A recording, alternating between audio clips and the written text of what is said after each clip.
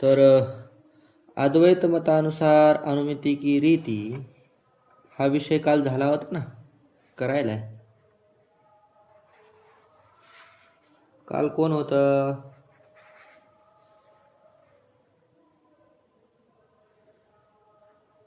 शारदाताई.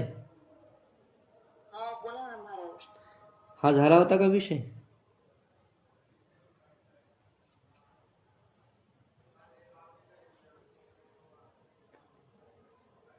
झाला होता वाटतं का नाही झाला वाटतं. मग असं बाकीचे सांगा ना.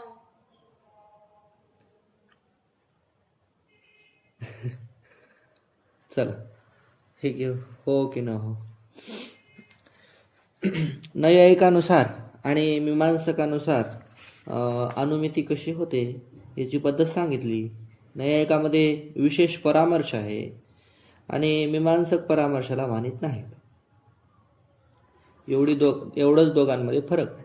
तसेच अद्वैत मतानुसार अनुमिति की रीती. अद्वैत म्हणजे वेदांताच्या नुसार अनुमिति कशा पद्धतीने होते त्याचा विचार सांगणार आहेत. और अद्वैत ग्रंथ भी जहाँ विरोध न होवे तहा मीमांसा की प्रक्रिया के अनुसार है. अद्वैत ग्रंथामध्ये सुद्धा जिथं आपल्या सिद्धांत मताला विरोध नाही, सिद्धांताला बाध येणार नाही, तिथं मीमांसकाचंच अनुसरण करतात.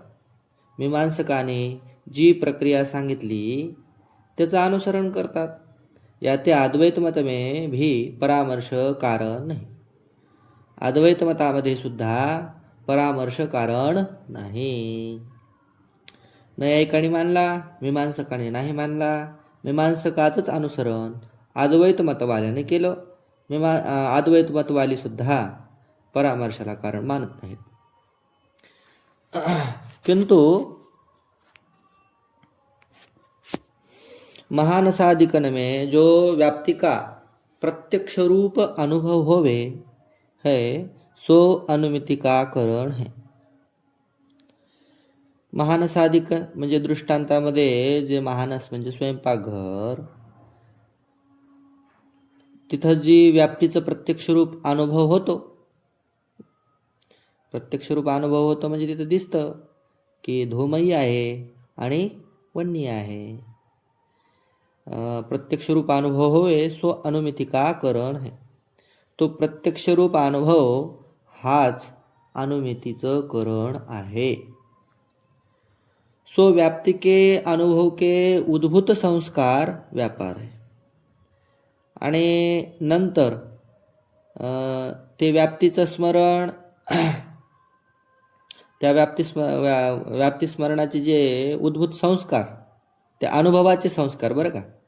पहिल्यांदा काय होणार, धूमाचं आणि वन्नीचं प्रत्यक्ष रूप जी व्याप्ती होणार कुठं, महानसादिकामध्ये. आणि त्यानंतर व्याप्तीच्या अनुभवाचे उद्भूत संस्कार पडणार त्या अनुभवाचे. आणि ते संस्कार पडल्यानंतर ते उद्भूत संस्कार जे आहेत ते संस्कारच व्यापार आहेत. और पर्वत में जो धूम का प्रत्यक्ष सो संस्कार का उद्बोधक है. आणि जेव्हा तो पर्वताजवळ जाईल आणि पर्वताजवळ गेल्यानंतर धूमाला पाहिल, धूमाला पाहिल्यानंतर ज्या प्रत्यक्ष व्याप्तीचे जे संस्कार पडलेले होते ते संस्कार उद्भूत होणार. तर पर्वताच्या ठिकाणचं जे धुमाचं प्रत्यक्ष आहे ते संस्काराचं उद्बोधक आहे. ते व्यापारही नाही आणि करणही नाही, काहीच नाही. और जहाँ व्याप्ति की स्मृति हो जावे तहाँ भी स्मृति की उत्पत्ति से संस्कार का नाश तो होवे नाही. त्यानंतर जेव्हा व्याप्तीची स्मृती होते तेव्हा त्या स्मृतीनं संस्काराचा काही नाश होत नाही. या ते स्मृती संस्कार दोन आहे. मग त्या ठिकाणी स्मृती पण आहे आणि संस्कार भी आहे. तहा भी अनुमिति के व्यापार रूप कारण संस्कार है. तिथं सुद्धा अनुमितीला कारण. पण ते कोणतं कारण? व्यापार रूप कारण संस्कारच आहेत. व्याप्ती की स्मृती कारण नाही. व्याप्तीची स्मृती मात्र काही कारण नाही. काय आहे ते? अनुमिति में व्याप्ति स्मृति को व्यापार रूप कारण माने तो भी स्मृति के कारण संस्कार मानने और स्मृति में अनुमिति की कारणता माननी, या ते दोनों में कारणता कल्पना गौरव होवेगा. आता पहा कशा पद्धतीनं वेदांती अनुमिती ज्ञान मानतात ते. पहिल्यांदा जे महानस आहे, महानसामध्ये व्याप्तीचा अनुभव होणार. तिथं नियम लक्षात येणार. व्याप्तीचा अनुभव होणार म्हणजे पूर्णपणे नियम लक्षात येणार की जिथं जिथं धूम असतो तिथं वन्नी असतो. धुमामध्ये वन्नीची व्याप्ती आहे, अशा पद्धतीनं अनुभव झाला. आणि हा अनुभव झाल्यानंतर त्या अनुभवाचे पडले संस्कार. आणि काही दिवसानंतर किंवा कधी पण समजा तो पर्वताजवळ गेला, ज्याला व्याप्तीचा अनुभव होऊन संस्कार पडलेले आहेत, तो व्यक्ती पर्वताजवळ गेल्यानंतर त्याला धुमाचं प्रत्यक्ष होणार. धुमाचं प्रत्यक्ष झाल्यानंतर जे अनुभवाचे संस्कार पडलेले आहेत त्या अनुभवाचे संस्कार उद्भूत होणार. मग ते संस्कार उद्भूत होण्याकरिता कारण कोण झालं? धूम. धुमाचं प्रत्यक्ष. धुमाचं प्रत्यक्ष ज्ञान हे संस्कारला उद्बोधक आहे. संस्कार जागे केले त्यानं. कोण जागे केले? धुमाच्या प्रत्यक्ष ज्ञानानं. कशाचे संस्कार? अगोदर झालेल्या व्याप्ती अनुभवाचे संस्कार. मग ते संस्कार उद्भूत झाल्यानंतर त्या संस्कारालाच कारण मानायचं, अर्थात संस्कारालाच व्यापार मानायचं. कशा करता? अनुमिती करता. नुसत्या संस्कारानं काम होतं का? नाही. संस्कार उत्पन्न झाल्यानंतर स्मृती होत असते, पण स्मृतीला कारण मानायची गरज नाही. का? कारण संस्कार उत्पन्न झाल्याशिवाय स्मृती होणार नाही आणि अनुमिती होणार नाही. तर संस्कार मुख्य आहे ना. स्मृती तर होणारच. संस्कार संस्कार उत्पन्न झाले किंवा संस्कार जागे झाले की स्मृती तर होणारच आहे. पण संस्कार जर उद्भूत झाले नाही तर स्मृती होणार नाही. याचा अर्थ महत्त्वपूर्ण कोण आहे?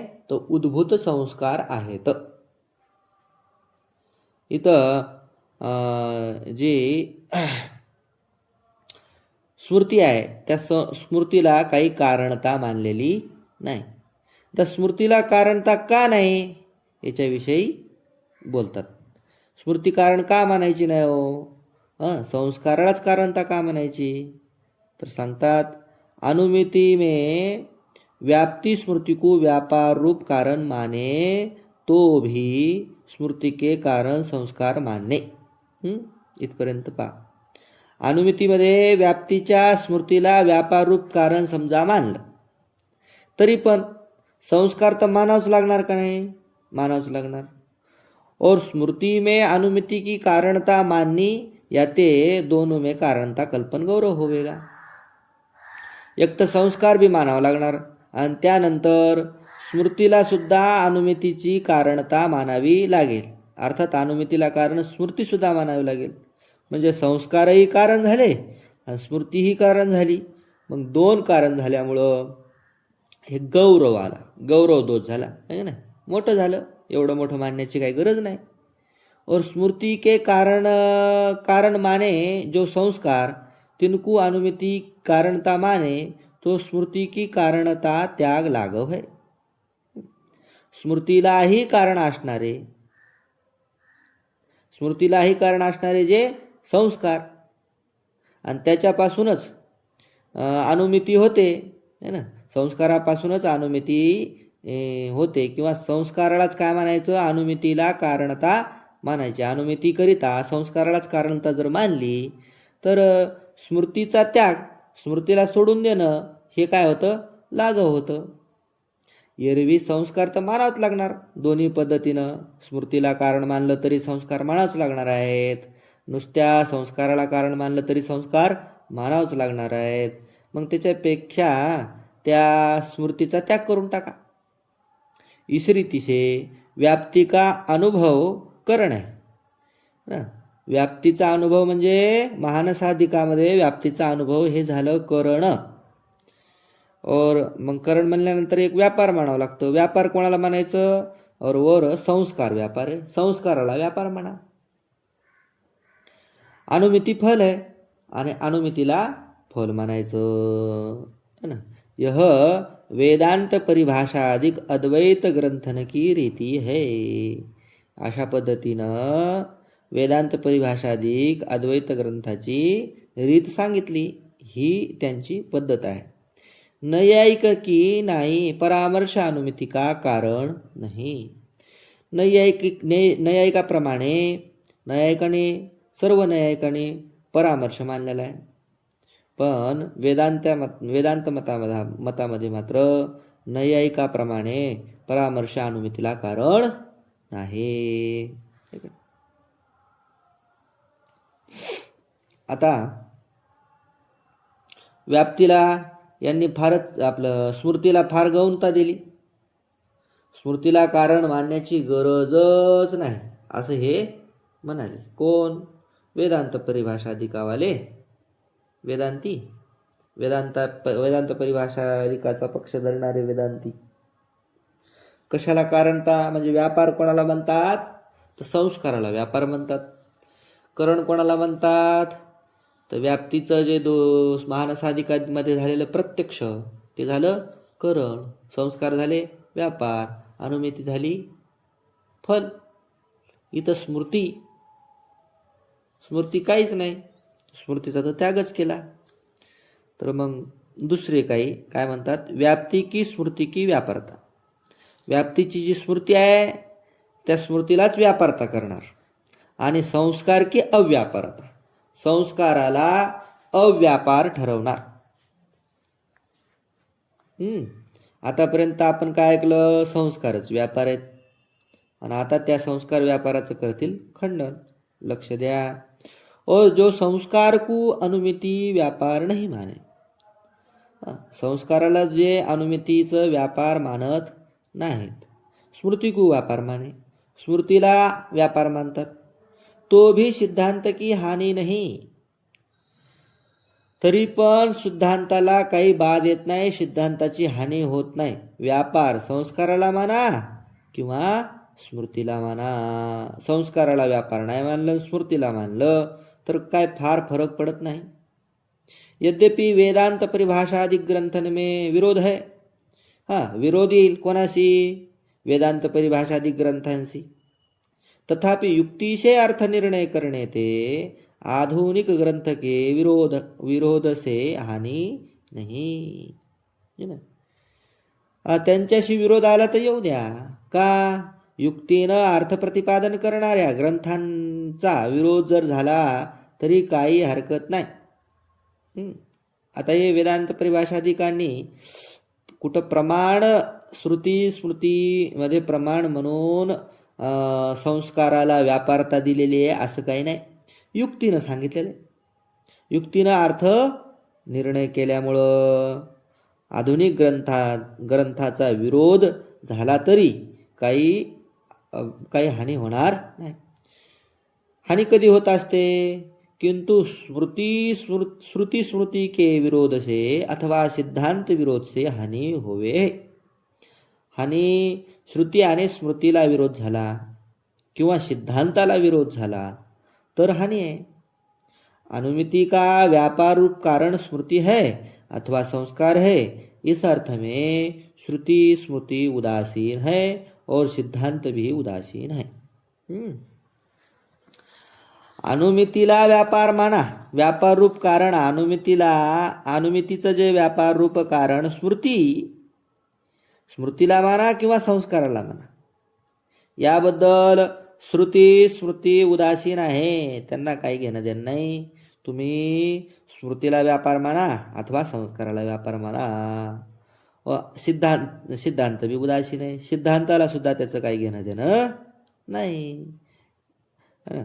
स्मृतीला व्यापार मानलं काय आणि संस्काराला व्यापार मानलं काय. इथं आमच्या सिद्धांताला अहम ब्रह्मास्मी आहे ना, जीवो ब्रह्मैव नापरा असा जो सिद्धांत आहे त्या सिद्धांताला काही घेणं देणं नाही. याते व्याप्ती स्मृती को व्यापारता कहणे में विरोध नाही. म्हणून व्याप्तीच्या स्मृतीला है ना, संस्काराला व्यापार न मानता व्याप्तीच्या स्मृतीला व्यापारता मानलं तर काहीच विरोध नाही. उलट साधक युक्ती आहे, उलट साधक युक्ती आहे, उलट सोपं होईल. कसं हो, कसं सोपं होईल, कसं साधक युक्ती आहे सांगा तरी काय आहे ते. कोणाला जर व्यापार मानलं तर स्मृतीला व्यापार मानलं तर व्याप्ति संस्कार को अनुमिति का कारण कहे तो अनुद्भुत संस्कार से अनुमिति होवे तो पर्वत के धूम के प्रत्यक्ष विना भी सदा ही अनुमिति हुई चाहिए. जर तुम्ही व्याप्तीच्या संस्काराला अनुमितीचं कारण मानलं, संस्काराला कारण मानता ना, ठीक आहे, संस्काराला कारण माना. कशा करता? अनुमितीला. अनुमिती ज्ञान होण्याकरता संस्काराला कारण मानलं. तर एक सांगा, अनुद्भूत संस्कार से अनुमिती होवे. अनुद्भूत संस्काराने जर अनुमिती तुमच्यात होत असेल, संस्काराला व्यापार मानता ना, तर अनुद्भूत संस्कार म्हणजे जागे नाही झाले असे संस्कार, तर उद्भूत नाही झाले असे संस्कार, जागृत न झालेले संस्कार, त्यालाच काय म्हणायचं? अनुद्भूत संस्कार. अनुद्भूत संस्कारानं जर अनुद्भूत संस्कारानं सुद्धा अनुमिती होवे, अनुद्भूत संस्कारानं सुद्धा अनुमिती होईल, तर पर्वत में धूम के प्रत्यक्ष विना भी सदा ही अनुमिती हुई चाहिए. जर तुम्ही अनुद्भूत संस्काराला कारण मानित असताल तर पर्वताच्या ठिकाणी धुमाचं प्रत्यक्ष हो किंवा न हो, है ना, किंवा जरी प्रत्यक्ष नाही झालं, पर्वताच्या ठिकाणी धुमाला तुम्ही नाही पाहिलं तरी सुद्धा अनुमिती झाली पाहिजे, जर अनुद्भूत संस्काराला कारण मानलं तर. म्हणून तुम्हाला काय करावं लागल? या ते अनुद्भूत संस्कार अनुमिती के हेतू मान्य होवे. म्हणून तुम्हाला उद्भूत संस्कार हे अनुमितीला कारण मानावे लागणार. अनुद्भूत संस्कार मानले तर काय होईल? नेहमी प्रत्यक्ष तुम्हाला नेहमी अनुमिती होईल.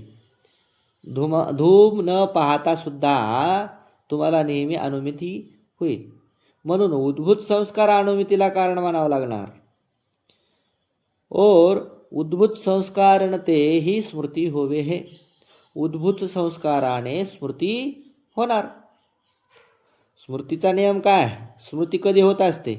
तर स्मृती उद्भूत संस्कारानेच होत असते. याते जहाँ अनुमिति की सामग्री है तहाँ नियमते स्मृती की सामग्री है. तुम्हाला अनुमिती कशाने होते? उद्भूत संस्काराने. आणि स्मृती कशाने होत असते? उद्भूत संस्काराने. म्हणजे अनुमिती सुद्धा उद्भूत संस्काराने होते आणि स्मृती सुद्धा उद्भूत संस्काराने होते. म्हणजे अनुमितीची जिथं सामुग्री आहे, म्हणजे अनुमितीचं जे कारण आहे तेच नियमानं स्मृतीचं कारण आहे. सामग्री म्हणजे काय? कारण. कारण समुदायाला काय सामग्री म्हणतात. म्हणजे जे अनुमितीचं कारण आहे तेच कशाचं नियमानं कारण झालं? स्मृतीचं कारण. दोनों की सामग्री होने ते कौन सा ज्ञान होवे, यह धर्मराज को पूछना चाहिए. आता सामुग्री दोघांची झाली एकच. कोण्या दोघांची? स्मृतीची आणि अनुमितीची. स्मृती करता सुद्धा काय पाहिजे? उद्भूत संस्कार. आणि तुम्ही म्हणता अनुमिती करता सुद्धा उद्भूत संस्कार कारण आहेत. मग आता धर्मराजाला असं विचारायला पाहिजे की कोणतं ज्ञान होणार. दोघांची सामुग्री असताना एकाच वेळेस उपलब्ध ज्ञान अनुमितीचं होईल की स्मृतीचं होईल सांगा.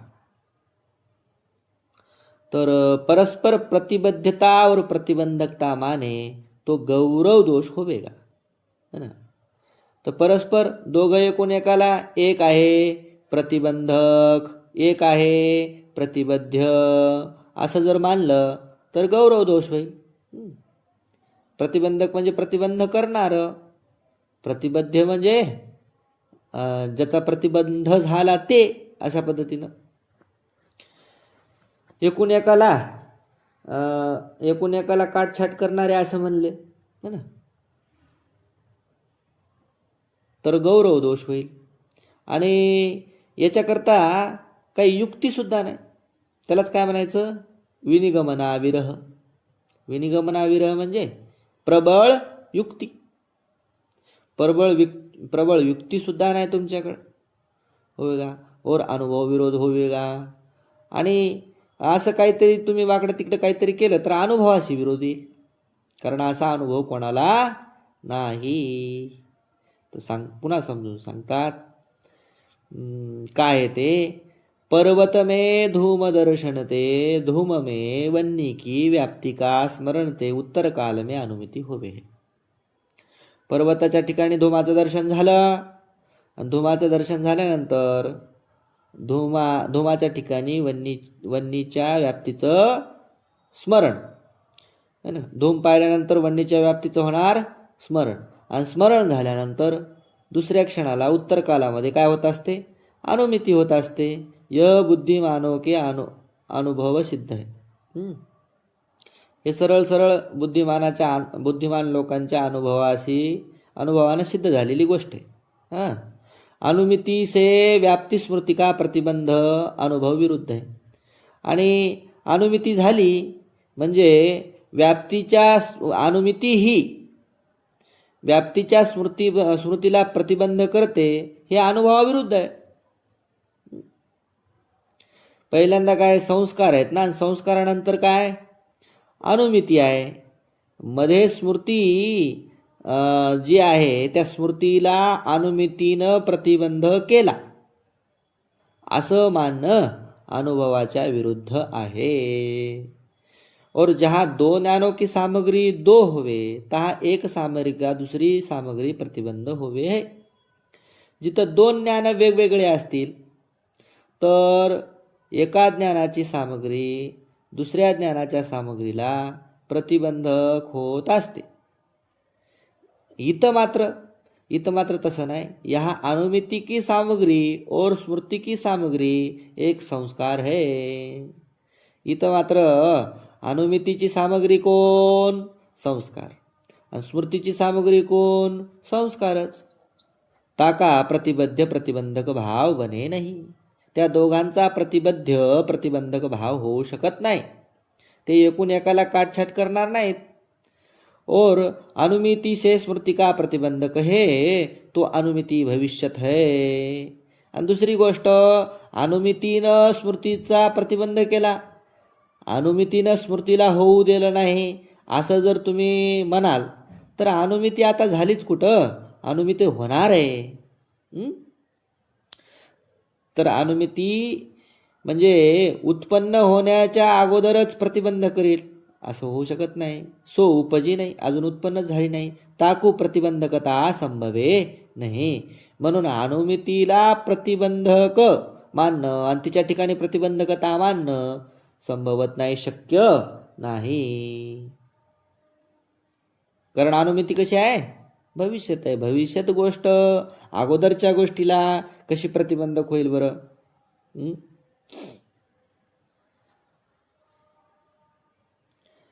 और वेदांत परिभाषा में तथा तिशी की टीका में वेदांत परिभाषा आणि वेदांत परिभाषेची टीका, त्याच्यामध्ये अनुमिती से स्मृति का प्रतिबंध लिखा नाही. त्यांनी सुद्धा अनुमितीनं स्मृतीचा प्रतिबंध होतो असं लिहिलेलं नाही. काय ते टीका सहित वेदांत परिभाषा में यह लिखा है. टीका सहित परिभाषेत असं लिहिले काय, धूमदर्शन ते संस्कार उद्भूत होवे हे. धूमदर्शनाने संस्कार उद्भूत होतात, संस्कार जागे होतात. पर्वतावर धूम पाहिल्यावर. तीन ते कहू स्मृती होवे है, कहू नाही होवे. कधी तिथं स्मृती होते आणि कधी स्मृती होतही नाही. संस्कार से स्मृती होवे, शे टाकायचं तिथं. संस्कार से स्मृती होवे है, तर हा संस्कार का नाश तो होवे नाही. संस्कारानं जेव्हा स्मृती होते तेव्हा संस्काराचा तर काय नाश होत नाही. संस्कार स्मृती दोनों है. संस्कार पण आहे आणि स्मृती पण आहे. परंतु स्मृती शून्य स्थल में जैसे संस्कार व्यापार है. जिथं स्मृती नाही, स्मृती मानली नाही किंवा स्मृती नाही, त्या ठिकाणी संस्कार व्यापार आहे. संस्कार व्यापार तैसे स्मृती सद्भाव स्थल में संस्कार ही व्यापार आहे. तिथं सुद्धा कोण, संस्कारच व्यापार. स्मृती नाही तिथं सुद्धा संस्कार व्यापार. आणि स्मृती सद्भाव म्हणजे स्मृती आहे तिथं सुद्धा संस्कारच व्यापार है. स्मृती नाही यह धर्मराज का ग्रंथ है. असा धर्मराज म्हणजे वेदांत परिभाषामध्ये असं आहे. तामे बुद्धिमान को यह आश्चर्य होवे. तिथं शहाण्या माणसाला मात्र आश्चर्य होईल. कारण उद्भूत संस्कार होणे ते स्मृती शून्य स्थल कैसे होवे. अहो, जिथं संस्कार जागे झाले तिथं स्मृती नाही म्हणणं बरोबर नाही ना. असं होऊ शकत नाही की संस्कार जागे झाले, उद्भूत संस्कार झाले आणि स्मृती शून्य स्थल है ना. स्मृती नाही असं ठिकाण, असं कसं होईल. असं होणार नाही. संस्कार झाले की स्मृती होणार. और स्मृती की उत्पत्ती से संस्कार का नाश होवे. आणि स्मृती उत्पन्न झाल्यानंतर संस्काराचे नाश, संस्काराचा होत असतो नाश. आणि स्मृती से अन्य संस्कार होवे. पहिल्या संस्काराचा नाश होऊन स्मृतीनं दुसऱ्या संस्काराची उत्पत्ती होते. स्मृतीशी अन्य संस्कार, दुसरे संस्कार होतात. यह संयुक्तिक पक्ष है.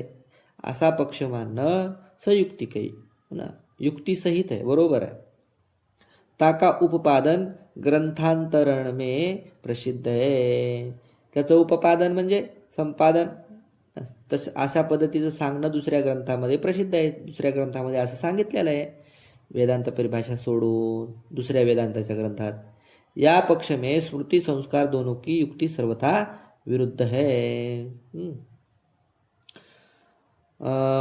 या पक्षांमध्ये मात्र म्हणजे वेदांत परिभाषाकाराच्या पक्षामध्ये स्मृती आणि संस्कार है ना, हे दोन्ही सुद्धा दोनों की युक्ती सर्वथा विरुद्ध आहे. स्मृती आणि संस्काराबद्दल जी युक्ती दिलेली आहे वेदांत परिभाषावाल्याने ती सर्वथा अयुक्त आहे. म्हणजे बरोबर अयुक्त आहे, म्हणजे बरोबर नाही. युक्ती सर्वथा विरुद्ध आहे, बरोबर नाही. आलं का लक्षात काय झालेलं आहे. संस्काराला व्यापार मानायचं की स्मृतीला व्यापार मानायचं हा प्रश्न उत्पन्न झाला. संस्काराला सोडता येत नाही आणि स्मृतीलाही सोडता येत नाही. तर वेदांत परिभाषावाले म्हणले की संस्कारच व्यापार आहे. आणि जर संस्कार व्यापार आहे म्हणून स्मृतीला द्या सोडून, स्मृतीची काही गरज नाही, स्मृती अन्यथा सिद्ध समजा. तर दुसरे वेदांती उठले, अहो स्मृती झाल्याशिवाय अनुमिती होईल कशी. संस्काराचं काम, उद्भूत संस्काराचं कामच आहे काय उत्पन्न करणं, स्मृती उत्पन्न करणं. आणि स्मृती उत्पन्न होणार नाही असं होणारच नाही, स्मृती उत्पन्न होतेच. म्हणून स्मृतीला व्यापारता मानावी लागेल. कारण संस्कार उत्पन्न झाल्यानंतर नियमानं स्मृती उत्पन्न होणार आहे.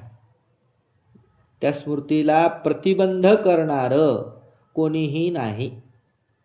त्या स्मृतीला अनुमिती प्रतिबंध करते असं जर म्हणाव तर अनुमिती ही अजून उत्पन्नच झालेली नाही. उत्पन्न न झालेली अनुमिती स्मृतीला प्रतिबंध कशी होईल? म्हणून स्मृतीला कुठेही काठ नाही, म्हणून स्मृतीलाच व्यापार म्हणा. अशा पद्धतीने थोडक्यात असो. बरं, विषय कळाला का? कोण आहे इकडं? सर विषय कळाला का?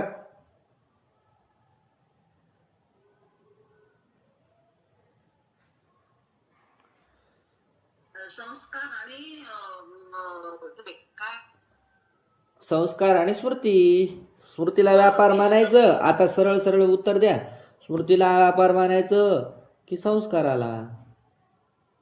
दुसऱ्या आपल्या वेदांताने संस्काराला म्हटले आणि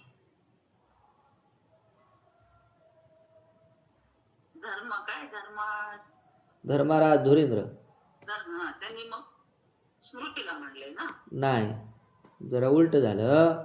धर्मराज धुरींद्रानं संस्काराला व्यापार म्हटले आणि बाकी इतर स्मृतीला.